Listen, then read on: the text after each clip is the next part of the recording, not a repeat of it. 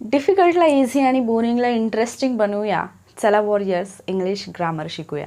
Hello warriors, this is Supriya and you are watching warrior Supriya YouTube channel where future warriors will be made.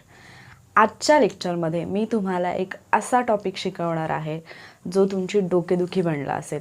आणि actually आपण कितीही या टॉपिकचा अभ्यास केला तरीसुद्धा, जरी तुम्ही स्पीकिंग इंग्लिशची प्रॅक्टिस करत असाल किंवा तुम्ही एक्झामसाठी प्रिपेअर करत असाल तरीसुद्धा याच्यामध्ये कन्फ्युजन हे होतंच.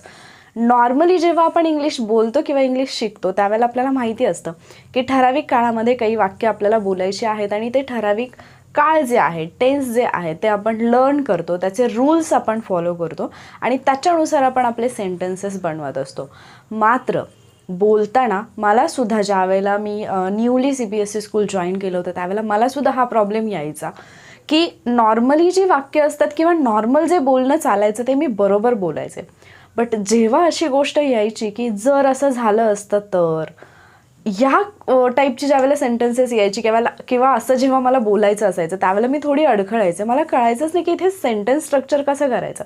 म्हणजे जसं की जर मी बस पाहिली असती तर मी बसमध्ये चढले असते किंवा मी बसने आले असते, हे जेव्हा मला बोलायचं असायचं तेव्हा मला कळायचंच नाही की मी इथे फ्युचर टेन्स करू, पास्ट टेन्स करू. म्हणजे पाहिली असती तर आले असते. मला माहितीच नव्हतं की इथे सेंटेन्सचं स्ट्रक्चर कसं असतं.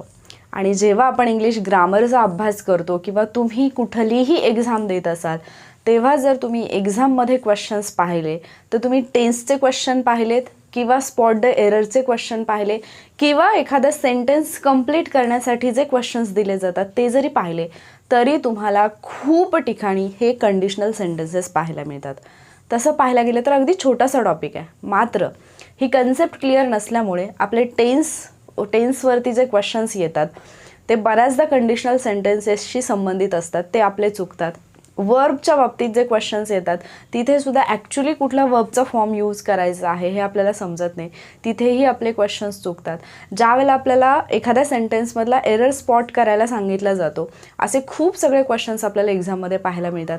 तिथेसुद्धा आपल्याला सेंटेन्स स्ट्रक्चर माहिती नसल्यामुळे किंवा इफचे किंवा कंडिशनल सेंटेन्सेस आपल्याला माहिती नसल्यामुळे आपले ते प्रश्न चुकतात. आणि त्याचबरोबर बऱ्याचदा आपल्याला सेंटेन्स कंप्लिशन दिलेलं असतं, तिथेसुद्धा आपलं चुकतं. मात्र आजच्या लेक्चरनंतर आय प्रॉमिस यू गाईज की ह्याच्यातला तुमचा एकही प्रश्न चुकणार नाही, कारण आपण खूप इझी वेमध्ये आणि त्याचबरोबर काही ट्रिक्ससोबत आपण हा चॅप्टर शिकणार आहोत. सो डेफिनेटली तुम्हाला या व्हिडिओचा खूप जास्त फायदा होणार आहे. आता जर आपण पाहिलं तर टॉपिकचं नाव आहे कंडिशनल सेंटेन्सेस. कंडिशनल सेंटेन्सेस जेव्हा आपण म्हणतो तर याच्यामध्ये काही ना काहीतरी अट असली पाहिजे, काही ना काहीतरी कंडिशन असली पाहिजे. हे आपल्याला समोर दिसतच आहे की या वाक्यांमध्ये आपल्याला अट पाहायला मिळेल. म्हणजे एखादी गोष्ट केली तर, म्हणजे जसं तुम्ही बऱ्याचदा बोलत असाल ना तुमच्या घरामध्ये बोलताना किंवा तुमचे आई वडील तुम्हाला म्हणत असतील की तू जर यावर्षी पास झाला तर मी तुला हे देईन किंवा मी काहीतरी तुला घेऊन देईन, असं बऱ्याचदा असतं. किंवा तुम्ही बहीण भाऊ ज्या वेळेला असाल त्यावेळेला बहिणीला तुम्ही एखादं काम सांगताना म्हणत असाल तू मला पाणी आणून दिलं ना तर नक्की मी तुला 10 रुपये देईन किंवा नक्की तिचं एखादं जे काम असेल ते तुम्ही कराल. तर इथे आपण काही अटी टाकलेल्या असतात. सो जिथे जिथे आपल्याला अशी अटदर्शक वाक्य पाहायला मिळतात त्यांनाच आपण कंडिशनल सेंटेन्सेस म्हणतो. आणि इंग्लिशमध्ये हे सेंटेन्सेस आपल्याला ज्यावेळेला या सेंटेन्सचं ज्यावेळेला आपल्याला स्ट्रक्चर करायचं असतं, पाहायचं असतं, शिकायचं असतं त्यावेळेला आपल्याला अडचणी येतात, कारण वर्बचा कुठला फॉर्म यूज करायचा किंवा कुठला टेन्स यूज करायचा हे आपल्याला समजत नाही. तर बेसिकली कंडिशनल सेंटेन्सेस 4 प्रकारचे असतात.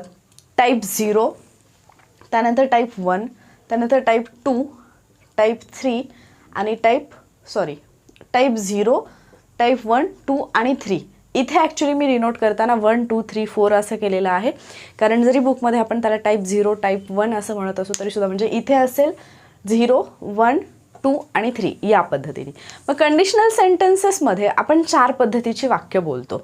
एक वाक्य असतं जे जनरल ट्रूथ असतं किंवा ज्याला आपण त्रिकाला बाधित सत्य म्हणतो.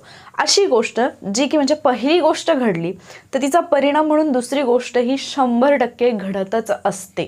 ठीक आहे, त्याला आपण जनरल ट्रूथ असं म्हणतो, म्हणजे त्रिकाला बाधित सत्य, ज्याला आपल्याकडे म्हटलं जातं ना की काळ्या दगडावरची पांढरी रेघ, जी की कधीही खोटी न ठरणारी गोष्ट किंवा हे असं घडणारच आहे, हे ज्यावेळेला 100% तय असतं त्यावेळेला त्याला आपण कंडिशनल सेंटेन्सेसचा टाईप 0 म्हणजे इफचा टाईप 0 म्हणतो, पण तिथे तो आपण इथे पहिला प्रकार म्हणून घेतलेला आहे. ठीक आहे. त्याच्यानंतर दुसरे सेंटेन्सेस असतात प्रॉबेबल किंवा पॉसिबल कंडिशन. म्हणजे पहिली गोष्ट घडली तर दुसरी गोष्ट घडण्याची शक्यता असते, फार मोठ्या प्रमाणावरती शक्यता असते, मात्र काही 1-2% चान्सेस असू शकतात की ती गोष्ट घडणार नाही. जसं की इफ यू स्टडी हार्ड, जर तुम्ही अभ्यास केलात, खूप चांगला अभ्यास केला तर तुम्ही पास होऊ शकता, पण तुम्ही 100% पास व्हाल असं आहे का? त्याचं रिझन म्हणजे आपण पाहतो की अभ्यास करणारे खूप जण आहेत, पण सगळेच पास होतात का? नाही. म्हणजे कुठेतरी काही ना काहीतरी कमी पडते, पण एवढं मात्र नक्की की जो चांगला अभ्यास करतो तो पास होतोच. थोडंफार तिथे म्हणजे इथे शक्यता आहे तुमच्या पास होण्याची, थोडंफार एखादं दुसरं आपण लक फॅक्टर म्हणू शकतो किंवा इतर काही गोष्टी असू शकतात ज्याच्यामुळे रिझल्ट जाईल, बट मॅक्झिमम तिथे पॉसिबिलिटी आपल्याला पाहायला मिळते. हा झाला आपला टाईप 2.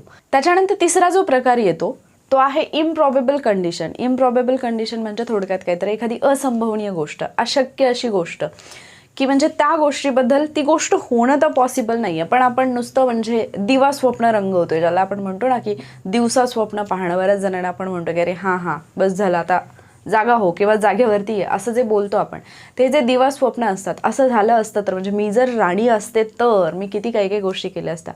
किंवा बऱ्याचदा तुम्ही म्हणता ना की अरे हां म्हणजे मी जर आता लहान असते तर मला अभ्यास नसता करावा लागला, या टाईपमध्ये. किंवा तुम्ही स्वतःला दुसऱ्या ठिकाणी इमॅजिन वगैरे करताय. तर थोडक्यात या ज्या गोष्टी असतात इम्प्रॉबेबल कंडिशनमध्ये, या पॉसिबल नसतात, इम्पॉसिबल असतात. थोडक्यात impossible in the sense improbable असतात, असंभवनीय असतात, त्या घडणं शक्य नसतं. पण आपण इच्छा व्यक्त करतो की जर असं झालं तर, म्हणजे जर मी राजा असेन तर मी हे करेन, किंवा जर मी कधी पंतप्रधान झाले तर मग मी हे करेन, मी त्यांच्या जागी असतो तर मी हे करेन, या टाईपमध्ये. ठीक आहे. तर हे काय झालं इम्प्रॉबेबल कंडिशन. आणि त्याच्यानंतर चौथा टाईप येतो तो म्हणजे इम्पॉसिबल. जी गोष्ट घडण्याची वेळ निघून गेलेली आहे, ऑलरेडी सगळं झालं, आता फक्त पश्चाताप आहे. की जर समजा तुम्हाला आधी सांगितलं असतं तर मी तुझी मदत केली असती, बट तुम्हाला सांगितलं नाही, आता ती वेळ निघून गेली आहे. समजते? इथे इम्पॉसिबल गोष्टी आहेत. म्हणजे तुम्हाला 4 गोष्टी लक्षात ठेवायच्या आहेत. ज्या वेळेला तुम्ही पहिली गोष्ट अभ्यासताय किंवा टाईप 0 हा जो पहिला प्रकार आहे तो ज्या वेळेला तुम्ही अभ्यासताय त्यावेळेला ती गोष्ट त्रिकालाबाधित सत्य असली पाहिजे. म्हणजे अशी गोष्ट की एक घटना घडल्यानंतर त्याचा परिणाम म्हणून दुसरी घटना ही घडतेच, त्यावेळेला म्हणते मी, तर ते येईल आपल्या पहिल्या प्रकारामध्ये म्हणजे टाईप 0. दुसरा प्रकार जो आहे त्याच्यामध्ये आपण प्रॉबेबल किंवा पॉसिबल कंडिशन म्हणतो, की पहिल्या घटनेचा परिणाम दुसऱ्या घटनेमध्ये दिसून येण्याची आपल्याला शक्यता पाहायला मिळते. सो इथे आपल्याला शक्यता पाहायला मिळेल, that is probable or possible condition.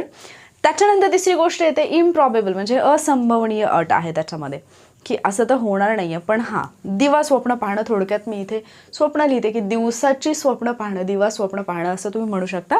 आणि चौथा जो प्रकार आहे तो तर कम्प्लिटली इम्पॉसिबल आहे. इथे तुम्हाला फक्त आणि फक्त पश्चाताप पाहायला मिळेल. एखादी घटना घडून गेलेली आहे ऑलरेडी, पण जर ती घटना अशी घडली असती तर, म्हणजे हे जर झालं असतं तर मी ते केलं असतं, या टाईपमधले जे सेंटेन्सेस असतात ते या प्रकारात येतात. तर हे तुम्हाला फक्त समजावं म्हणून मी सुटसुटीत करून सांगितलं.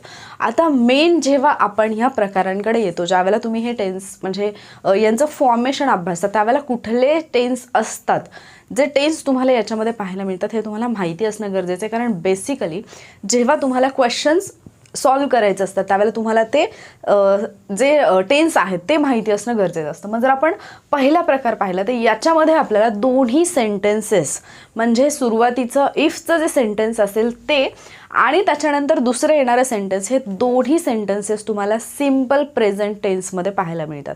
मग सिम्पल प्रेझेंट टेन्सचा रूल काय आहे? साधं सोपं आपल्याला माहिती आहे, कर्ता अधिक क्रियापदाचे पहिले रूप सब्जेक्ट प्लस V1 हे आपल्याला माहिती आहे. सब्जेक्ट प्लस V1 हे कधी येतं आपल्याकडे? ज्यावेळेला सिम्पल प्रेझेंट टेन्स असतो. आता सिम्पल प्रेझेंट टेन्समध्ये आपल्याला आणखी एक गोष्ट माहिती असायला पाहिजे, ती म्हणजे ही, शी आणि इट हे जर 3 सब्जेक्ट किंवा कर्ते असतील तर त्यांच्या पुढे जे पण कुठलं क्रियापद येईल त्याला यस किंवा इयस प्रत्यय लागतो. या बेसिक गोष्टी आहेत आणि या तुम्हाला माहिती असायला पाहिजे, त्यांची तुम्ही प्रॅक्टिस करायला पाहिजे. कारण जेव्हा प्रश्न येतात त्यावेळेला बेसिकली इथेच आपले प्रश्न खूप वेळा चुकत असतात. फाइंड द एररचे जे पण क्वेश्चन्स येतात त्याच्यामध्ये जर तुम्हाला वर्ब नाही समजलं व्यवस्थित, टेन्स नाही समजला, तर तिथे तुम्ही चुकण्याची दाट शक्यता असते. मग आता जर आपण पाहिलं तर टाईप 1 मध्ये नेहमी लक्षात ठेवा की सिम्पल प्रेझेंटच्या पुढे सिम्पल प्रेझेंटच येणार.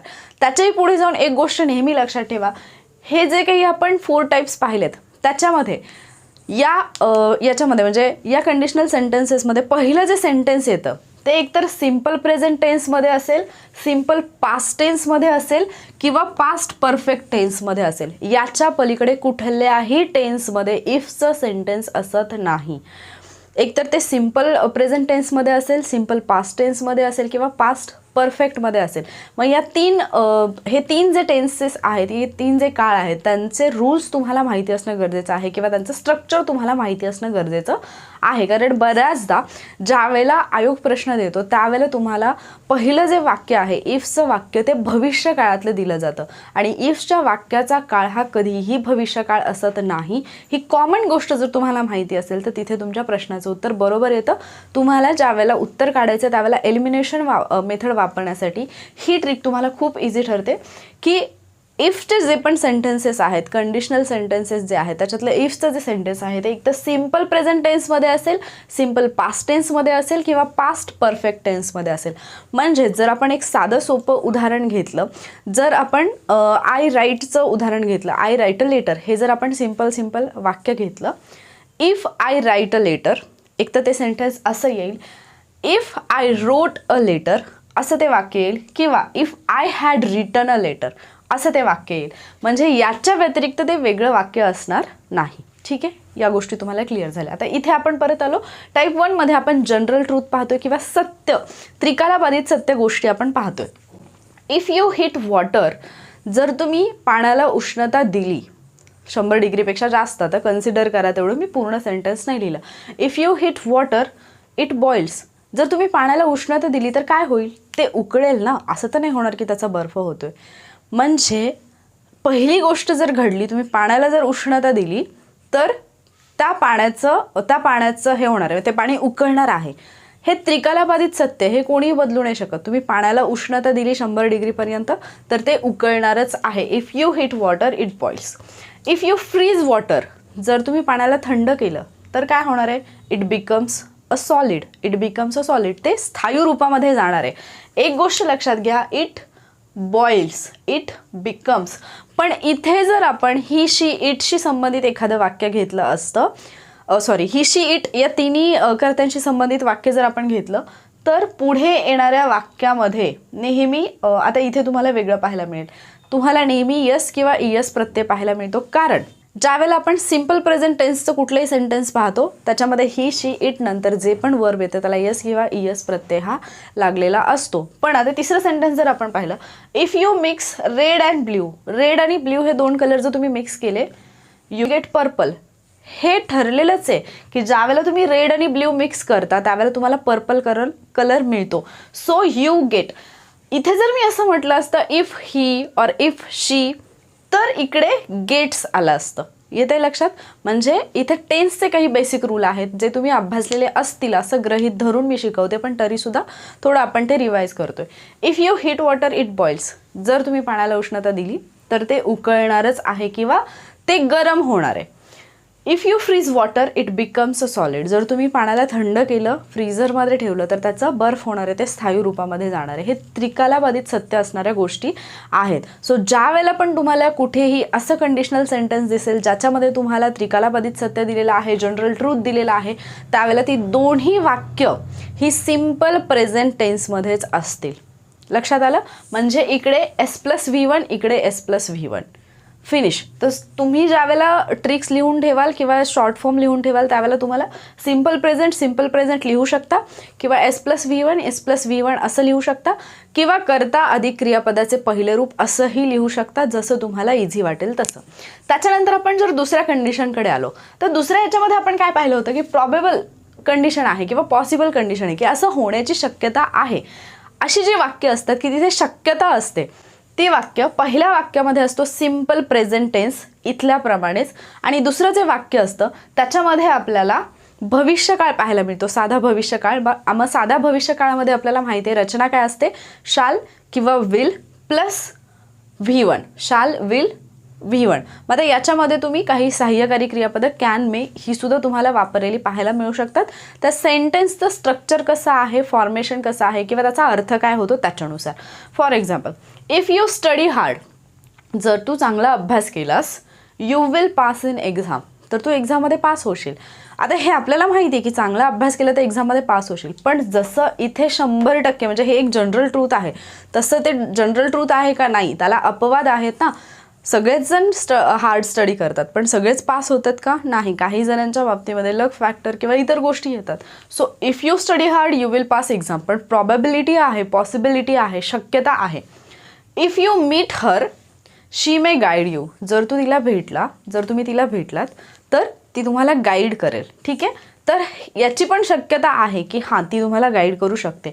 इथे असं सुद्धा येऊ शकतं she will guide you, she can guide you, असं पण वाक्य बनू शकतं. ठीक आहे.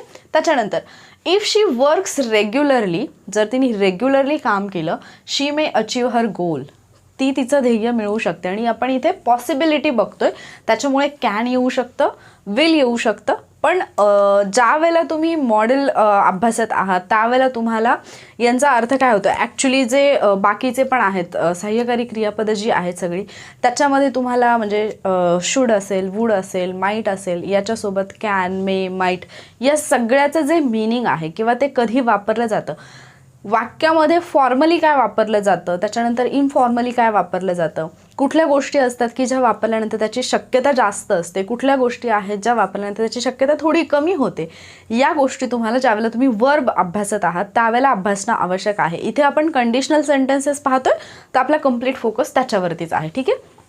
If you don't Hari you will miss the bus, जर तुम्ही घाई नाही केली तर तुमची बस चुकेल.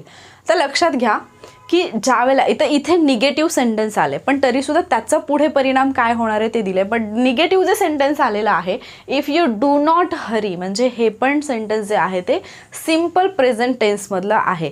मग तुम्हाला पहिल्या आणि दुसऱ्या कंडिशनल सेंटेन्सेसमध्ये दोन गोष्टी पाहायला मिळाल्या. इफचं सेंटेन्स सिम्पल प्रेझेंटने सुरू होईल आणि येणारे जे असेल जनरल ट्रूथ असेल तर ते सिम्पल प्रेझेंटमध्येच असेल. जर ती एक पॉसिबिलिटी असेल तर मात्र ते फ्युचर टेन्समध्ये असेल, सिम्पल फ्युचर टेन्समध्ये, किंवा त्याच्यासोबत कॅन, मे सुद्धा येऊ शकतं. मोस्टली जे आयोग तुम्हाला प्रश्न देतात त्याच्यामध्ये शाल आणि विल हे मॅक्झिमम वेळा वापरलेलं आपल्याला पाहायला मिळतं.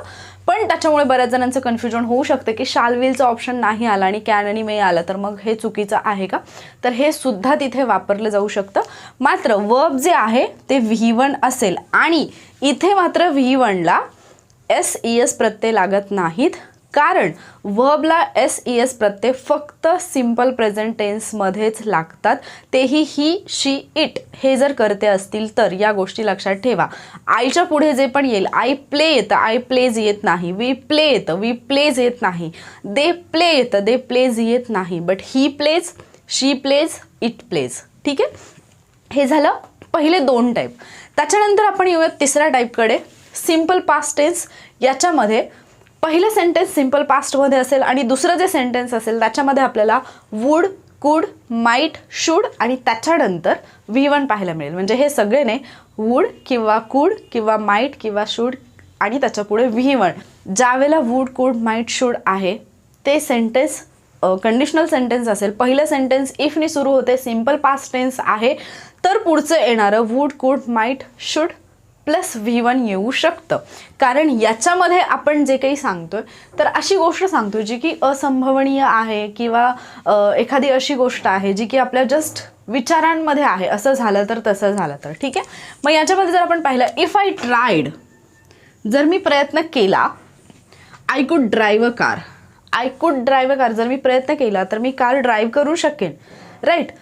तर आय कुड नंतर आलेला आहे V1, हे लक्षात घ्या. त्याच्यानंतर इफ यू मेट हर, जर तुम्ही तिला भेटला, she might guide you, she might guide you, V1 आलं, इथे माईट आलं, कारण आपण इकडे मे घेतलं होतं, तुम्हाला आठवतं, if you meet her she may guide you, if you meet her she might guide you.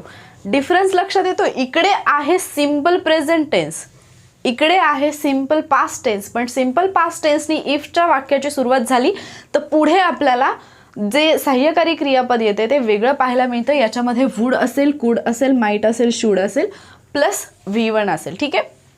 If I were a bird I would fly high in the sky. जर मी पक्षी असते, खरंच असते, तर मी आकाशामध्ये उंच उंच उडाले असते. If I were a bird, is it possible, मी पक्षी असू शकते का? नाही, पण जर असते तर मी काय केलं असतं, आकाशामध्ये मी उडाले असते. I were a king, if I were a king I would help the poor. जर मी राजा असतो तर मी गरिबांना मदत केली असती. हेच वाक्य एक वेगळ्या प्रकारे सुद्धा लिहिलं जाऊ शकतं. बऱ्याचदा जर असं सेंटेन्स दिलं तर तुम्ही कन्फ्यूज होऊ शकता, बट ती सुद्धा सेंटेन्सची रचना बरोबर आहे हे तुम्हाला लक्षात ठेवायचं आहे. आणि ते आहे wear I a king I would help the poor. I would help the poor. पुढचं जे सेंटेन्स आहे दुसरं ते सेम टू सेम येतं, I would help the poor. मग नेहमी लक्षात ठेवा, ज्या वेळेला तुम्हाला अशी रचना पाहायला मिळेल की सब्जेक्ट प्लस V2 दिलेलं आहे, कर्ता अधिक क्रियापदाचं दुसरं रूप ज्या वेळेला दिलेलं आहे तो असतो सिम्पल पास्ट टेन्स. जर इफच्या वाक्यामध्ये तुम्हाला कर्ता अधिक क्रियापदाचं दुसरं रूप पाहायला मिळालं तर पुढे येणारं जे पण सेंटेन्स असेल त्याच्यामध्ये तुम्हाला शब्द शोधायचे आहेत. वूड आहे का, कुड आहे का, शुड आहे का, किंवा माईट आहे का, याच्यापैकी कोणताही एक शब्द आहे का हे चेक करायचं आहे. प्लस त्याच्या पुढे तुम्हाला V1 शोधायचं आहे. बऱ्याचदा सेकंड सेंटेन्सची रचना जी असते वूड हॅव V3 असतं, वूड हॅव, ते आपण पुढे पाहणार आहोत. पण जर पहिल्या वाक्याचा तुमचा काळ हा सिम्पल पास्ट टेन्स असेल, कर्ता अधिक क्रियापदाचं दुसरं रूप असेल, तर दुसऱ्या वाक्यामध्ये तुम्हाला वूड किंवा कुड किंवा माईट किंवा शूड आणि प्लस तुम्हाला V1 पाहायचं आहे. ही आहे तुमची ट्रिक किंवा हा आहे एक फॉर्म्युला. त्याच्यानंतर चौथा जो प्रकार येतो ते तर आपण म्हटलं की जस्ट पछतावा आहे की अरे असं झालं असतं तर मी तसं केलं असतं, बट तसं नाही झालं, होऊन गेलेली घटना आहे ती. त्याच्यामध्ये काय असेल, पास्ट परफेक्ट टेन्स, घटना घडून गेलेली आहे, तो कालावधी पूर्ण झालेला आहे, तो आपण पास्ट परफेक्ट टेन्सनी दाखवतो. आणि पास्ट परफेक्ट टेन्सची जर आपण रचना पाहिली तर आपल्याला माहिती की नेहमी हॅड येतं. काय येतं, had, subject plus had plus V3. Had नंतर नेहमी क्रियापदाचं तिसरं रूप येतं. तर ज्यावेळेला तुम्ही हे शिकताना टेन्सेस तुम्हाला ॲक्टिव्ह व्हॉईस पॅसिव्ह व्हॉईसमध्ये बिलकुल अडचण येत नाही. त्याच्यानंतर जे पण आपण हे पाहतो उभयान्वयी अव्यय वगैरे, त्याच्यामध्ये आपण नो सुनर दॅन येतं किंवा हार्डली हॅडवाले वाक्य येतात, ॲज सून ॲजवाले येतात. प्रत्येक ठिकाणी तुम्हाला टेन्स, वर्ब या सगळ्या गोष्टी ज्या आहेत त्या अभ्यासाव्या लागतात. त्याच्यामुळे तुम्हाला टेन्स जे आहेत आणि वर्बचे फॉर्म जे आहेत ते परफेक्ट करायचे. ते जर तुम्ही परफेक्ट केले तर इंग्लिशचा निम्मा पार्ट तुमचा इझिली कंप्लीट होऊन जातो. त्यामुळे ते बेसिक जे आहे ते पहिल्यांदा व्यवस्थित करा. मग आता इथे आपण काय पाहणार आहोत, पास्ट परफेक्ट टेन्स आणि जे दुसरं सेंटेन्स असेल त्याच्यामध्ये वूड हॅव V3 येईल, शुड हॅव V3 येईल, माईट हॅव V3 येऊ शकतं. ठीक आहे, कुठलंही वूड, कुड, माईट, शुड याच्यामध्ये हॅव प्लस V3 हे सेंटेन्सेस जे आहेत ना हे खूप जास्त आपल्याला गोतेत आणतात. म्हणजे मोस्टली स्टुडंटना हे टफ जातात. किंवा मी जसं सुरुवातीला तुम्हाला सांगितलं की मला हे सेंटेन्स कसं बोलायचं असतं हे मला खरंच नाही समजायचं. घडून गेलेली घटना आहे पण ते असं झालं असतं तर मी तसं केलं असतं, आणि याच्यात मी खूप कन्फ्यूज व्हायचे. आणि लिटरली तिथे एवढे सगळे टीचर्स होते पण मला कधीही कोणी एक्सप्लेन नाही केलं की हे कसं असतं. आणि मग जसं मी नेहमी म्हणजे माझ्या काही मोटिवेशनल व्हिडिओजमध्ये मी सांगितले की मी खूप धडपडी मुलगी आहे. सो जोपर्यंत मी ते फाइंड आउट करत नाही मला गप्प नाही बसवत. बट आत्ता ज्यावेळेला म्हणजे मेन्सचा अभ्यास करत आहेत मुलं आणि मग त्यांचं जे टाईम टेबल आहे त्याच्यामध्ये ज्यावेळेला हा टॉपिक आला त्यावेळेला मला असं वाटलं की अरे नाही, हा टॉपिक एक असा आहे की जो तुम्हाला एक्सप्लेन करणं गरजेचं आहे. आणि मागचा जो व्हिडिओ मी अपलोड केला होता मूड्सचा त्याच्यामध्ये पण काही स्टुडंटनी कमेंट करून सांगितलं होतं की मॅम कंडिशनल सेंटेन्सेसचा व्हिडिओ घेऊन या, म्हणून आपण तो घेऊन आला. तर आपण चौथा जर आपण प्रकार पाहिला पास्ट परफेक्ट टेन्स, इफचं वाक्य जे आहे ते पास्ट परफेक्ट टेन्समध्ये असेल म्हणजे हॅड प्लस V3 अशी रचना असेल. आणि जे दुसरं सेंटेन्स येईल त्याच्यामध्ये मग wood, could, might, should, have येईल, हॅव प्लस V3 हे आलंच पाहिजे. ठीक आहे, इफ आय हॅड ट्राईड, जर मी प्रयत्न केला असता, म्हणजे ही भूतकाळात घडून गेलेली पूर्ण झालेली घटना आहे, पास्ट परफेक्ट टेन्स आहे. इफ आय हॅड ट्राईड, जर मी प्रयत्न केला असता, I could have driven a car. तर मी आत्तापर्यंत म्हणजे जर मी त्यावेळेला प्रयत्न केला असता तर मी गाडी चालवली असती पूर्ण. पण आत्ता ते नाही आहे ना, हे फक्त काय आहे की पछतावा आहे, अरे यार मी त्यावेळेला ट्रायच नाही केलं, मी गाडी कशी चालवणार. त्यावेळेला जर मी ट्राय केलं असतं तर चालवू शकले असते. जस्ट रडत बसायचं आहे याच्यामध्ये, ठीक आहे. इफ यू हॅड मेट हर, जर तुम्ही तिला भेटला असतात, जसं की 90 डेज चॅलेंजवाले खूप सगळे स्टुडंट म्हणत होते की जर अगोदरपासून हे चॅलेंज सुरू झालं असतं तर किती छान झालं असतं, किंवा आत्तापर्यंत आम्ही एवढं केलं असतं, वॉट एव्हर इट इज, ठीक आहे. If you had met her, she would have guided you. She would have guided her, sorry, she would have guided you. इथे यू यायला पाहिजे, कारण इथे आपला यू आहे ना. If you had met her, she would have guided you. इथे her आहे म्हणून इथे शीने सुरुवात झाली आहे वाक्याची. If you had asked me, जर तू मला विचारलं असतं, I would have helped you, मी तुला मदत केली असती, पण तू मला विचारलं नाही, मी तुला मदत केली नाही. हॅड V3 आल्यानंतर had asked, would have asked, sorry would have help. इथे काय आहे, आस्क्ड आहे, तर इथे वूड हॅव V3 येणार आहे.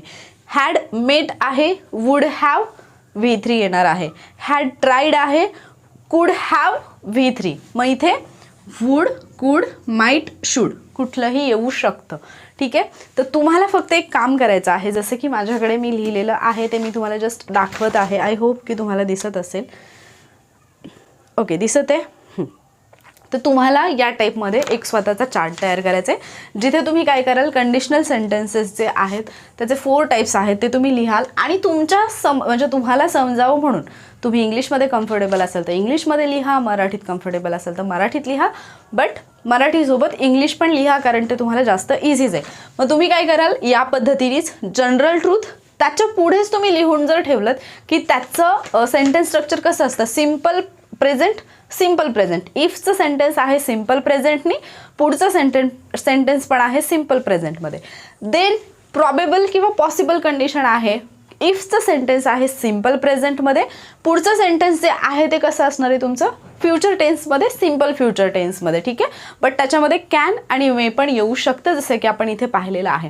त्याच्यानंतर ज्यावेळेला तिसऱ्या सेंटेन्सकडे आपण येतो, इम्प्रॉबेबल कंडिशन. अरे आता हे तर पॉसिबल नाहीच आहे, इथे काय आहे, जस्ट तुमचे दिवा स्वप्न आहे. तर याच्यामध्ये काय, सिम्पल पास्ट असेल प्लस पुढे wood, could, might, should, V1 आहे, हे व्यवस्थित लक्षात ठेवा. आणि चौथं जे आहे जस्ट पछतावा आहे, पश्चाताप आहे की अरे असं झालं असतं तर. मग इथे काय येतं, पास्ट परफेक्ट टेन्स आहे, then would, could, might, should, have plus V3, ठीक आहे. हॅव येणार आणि त्याच्यानंतर V3 येणार.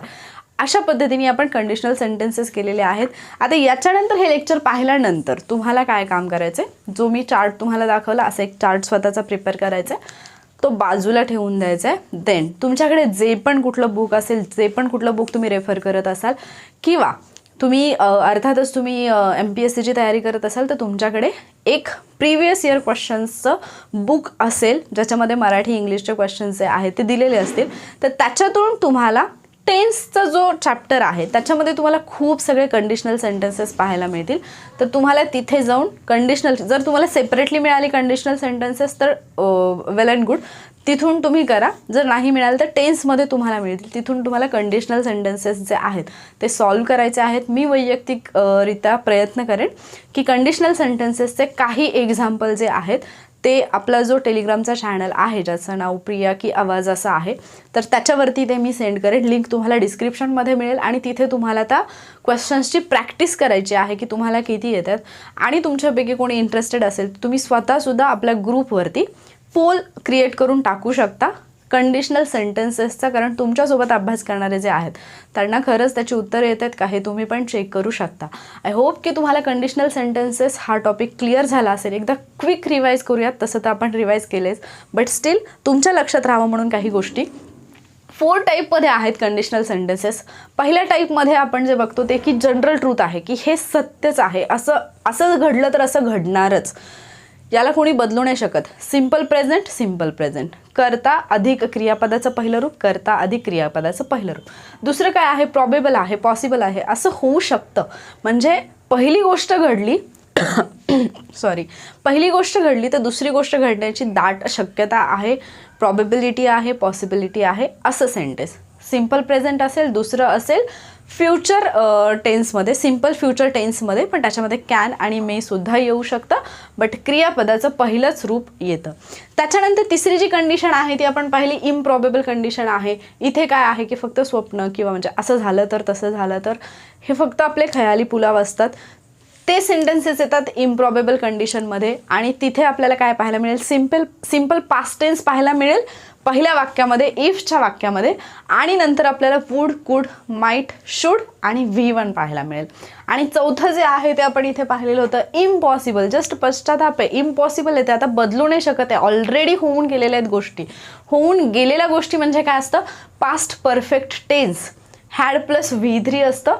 आणि जर आपण पुढचं सेंटेन्स पाहिलं, म्हणजे इफच्या सेंटेन्समध्ये हॅड प्लस V3 आहे, आणि जर पुढचं सेंटेन्स पाहिलं वुड, कुड, माईट, शुड, याच्यापैकी कुठलंही एक model plus have plus V3 असं येणार आहे. ठीक आहे. आता इथून पुढे कधीही कंडिशनल सेंटेन्सेसमध्ये तुम्हाला प्रॉब्लेम येणार नाही अशी मला खात्री आहे, फक्त आशा नाही, खात्री आहे. जर तुम्हाला हा व्हिडिओ आवडला असेल तर व्हिडिओला लाईक नक्की करा आणि हा व्हिडिओ जास्तीत जास्त शेअर करा, कारण बरेचसे वॉरियर्स आहेत जे वॉरियर ऑफिसरला रेग्युलरली फॉलो करतात, बट त्यांच्यापैकी बऱ्याच जणांना याची कल्पना नाही आहे की आपण वॉरियर सुप्रियावरती इंग्लिशमधले व्हिडिओज पण टाकत आहोत. खूप मोठी फीज जी आहे ती तुम्हाला पे करावी लागते बाहेर, बट याच्यातून जर तुमचा थोडाफार कंटेंट इझी होत असेल तर डेफिनेटली मला आनंद होईल आणि त्याच्यासाठी तुम्ही हे व्हिडिओ शेअर करावेत अशी मी तुम्हाला नक्कीच रिक्वेस्ट करेन. कारण क्लासमध्ये पण बऱ्याच स्टुडंट जे आहेत जे की वैयक्तिकरित्या येऊन भेटतात किंवा बऱ्याचदा सांगतात मेसेजवरती की मॅम एवढी जास्त फी भरली, 20-25 हजार रुपये फी भरली, आम्ही ठराविक एक क्लास घेतला, पण तिथे बेसिक गोष्टी क्लिअर नाही झाल्या. म्हणजे ॲक्च्युली क्लासचं ते फॉर्मॅट पण असतं की तुम्ही ज्या वेळेला क्लासला जाता त्यावेळेला त्यांनी हे डोक्यात गृहीत धरलेले असते की तुम्हाला बेसिक माहिती आहे, त्याच्यामुळे ते त्यांच्या पद्धतीने घेत असतात, थोडं फास्ट घेत असतात, कारण क्लासमध्ये हे पॉसिबल नसतं. सो तुमच्यापैकी बरेच जण असे असतील की ज्यांना बेसिकपासून बऱ्याचशा गोष्टी माहिती नाही आहेत. म्हणजे इथे जसं मी तुम्हाला सिम्पल प्रेझेंट टेन्सची रचना काय आहे किंवा पास्ट परफेक्टची रचना काय आहे या सगळ्या गोष्टी सांगितल्या. ज्यावेळेला कंडिशनल सेंटेन्सेस शिकवायचे असतील तर मे बी इतर कोणीतरी तुम्हाला शिकवताना हे सांगणार नाही, ते डिरेक्टली तुम्हाला टेन्स माहीत आहेत हे गृहीत धरून शिकवतील. आणि म्हणूनच हा व्हिडिओ अशा विद्यार्थ्यांपर्यंत तरी पोहोचवा ज्यांना खरंच इंग्लिशमध्ये प्रॉब्लेम येतो आणि फीज पे करणं पॉसिबल नाही आहे. पुढचे व्हिडिओसुद्धा मी लवकरात लवकर घेऊन येण्याचा प्रयत्न करेन. जर तुम्हाला हा उपक्रम आवडत असेल तर व्हिडिओला लाईक नक्की करा आणि चॅनलला सबस्क्राईब करा, कारण ज्यावेळेला तुमच्याकडून व्ह्यूज येतील, लाईक्स येतील तर मलाही वाटेल की नाही हां विद्यार्थी पाहत आहेत तर करायला काही हरकत नाही. आणि मग आणखी थोडंसं मी कन्सिस्टन्सी जी आहे या लेक्चरच्या बाबतीतली तीसुद्धा वाढवेन. मॅक्झिमम व्हिडिओज तुमच्यापर्यंत घेऊन येण्याचा मी प्रयत्न करेन. बाकी टेक केअर. आणि हां, इंग्लिशला आपण खरंच इझी बनवून सोडणार आहोत. व्हिडिओज कसे वाटत आहेत, इझी वाटत आहेत का हे मला कमेंट करून सांगायला विसरू नका. थँक्यू.